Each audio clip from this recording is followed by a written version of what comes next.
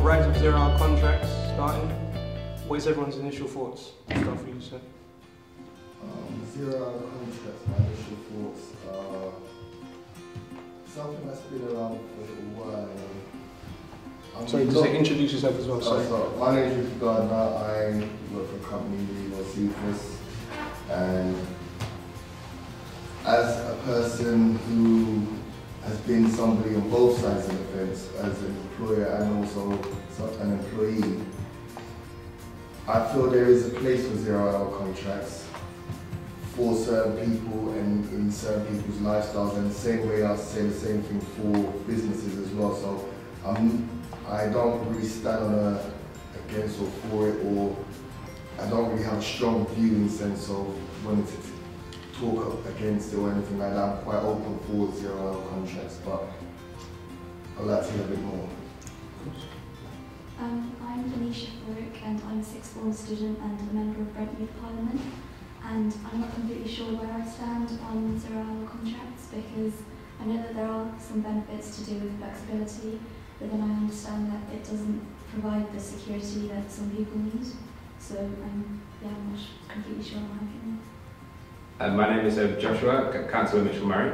The way I feel about zero-hour contracts is my party line sense of it in terms of what I am.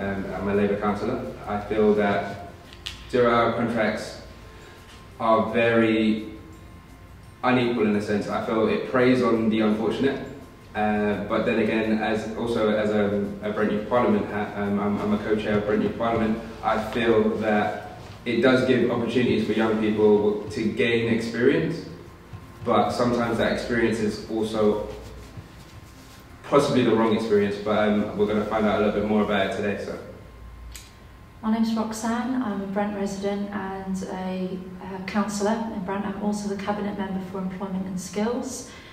I am broadly against zero-hour contracts, and that's from a variety of experiences, from my role as a councillor looking after the benefits side of things here and seeing what the impact is on the front line and what the council has to deal with, but also some of my close friends who work on zero-hour contracts and the insecurity and chaos that puts their life in, their inability to plan their week with friends and family. I agree with Ricky that in some instances where the worker is empowered and has control, they can work for some people, but I think at the moment there are a lot of abuses happening. Yeah, cool. Jerome, I'm a musician, and I'm for and against zero-hour contracts. I've got mixed views about it, but I think mainly it's just a contract which firms have created to be able to hire and fire employees very quickly. So I think it can benefit the employees to a certain extent, but it can also be a problem as well. So yeah, I have mixed views. My name is Tyrell Williams. I'm here on behalf of at YPLS Brent. YPLS Brent, I just plugged the Twitter. YPLS, the Young People's Law Service.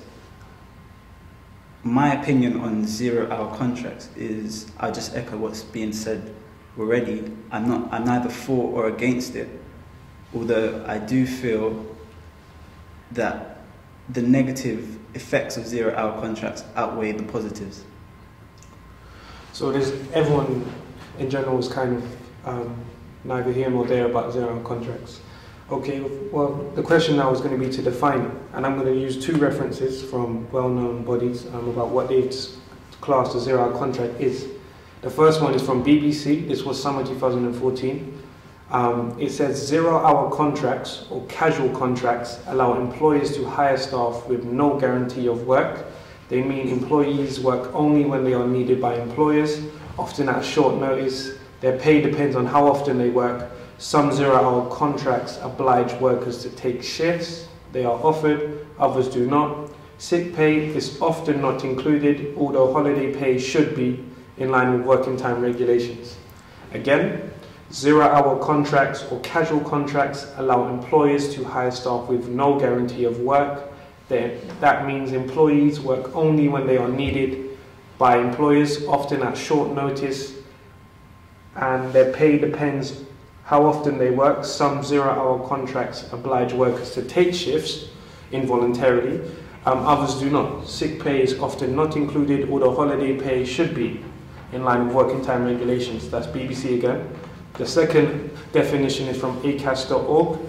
It's an independent government body to my knowledge, and they say this: the term zero-hour contracts is not defined in legislation, but it's generally understood to be an employment contract between an employer and a worker, which means the employer is not obliged to provide the worker any minimum working hours, and the worker is not obliged to accept any hours offered.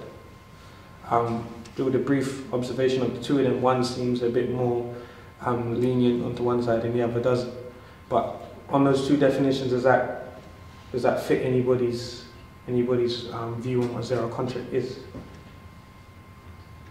That pretty much sums it up. No obligation to provide work, and no obligation for the worker to accept it.